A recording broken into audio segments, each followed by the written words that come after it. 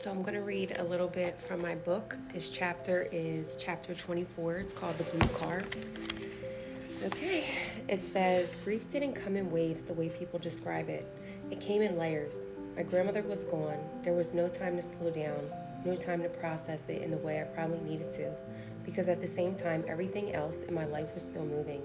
My OCD was getting worse, my anxiety was constant, and the emergency room, already intense, had become something entirely different.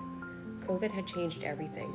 People were scared to come to the hospital, and the ones who did come, many of them did not leave. I was floated to different areas constantly, wherever there was the most need. There was no routine, no consistency. One day I was here, the next day somewhere else, stepping into unfamiliar spaces, unfamiliar patients, unfamiliar levels of severity.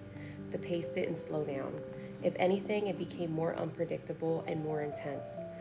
And I had to adjust over and over again while already feeling like I was barely holding myself together.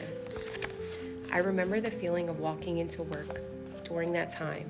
It wasn't just stress, it was heaviness, the kind you can feel before you even step through the doors, the kind that sat in your chest and didn't leave.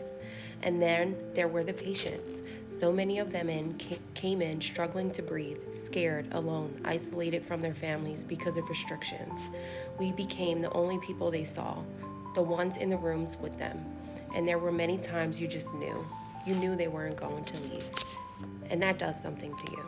To see people come in, to care for them, to fight for them, and then to watch them not make it out over and over again, it stays with you. It doesn't just go away when your shift ends. It follows you. It sits in your mind. It shows up when you're trying to sleep. And at the same time, my own mind was already working against me. The OCD, the constant thoughts about contamination, about bringing something home, about what I touched, what I didn't, what I might have missed. Now, layered with the reality of what I was seeing every day, I fed into it. It made it stronger, harder to ignore, harder to control. And then I saw a blue Volkswagen. It sat in the parking lot, in the same spot, day after day.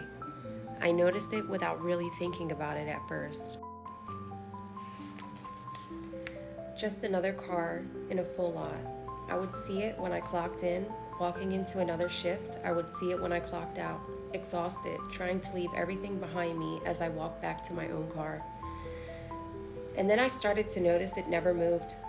Days passed, then weeks, and it was still there. Same spot, same car.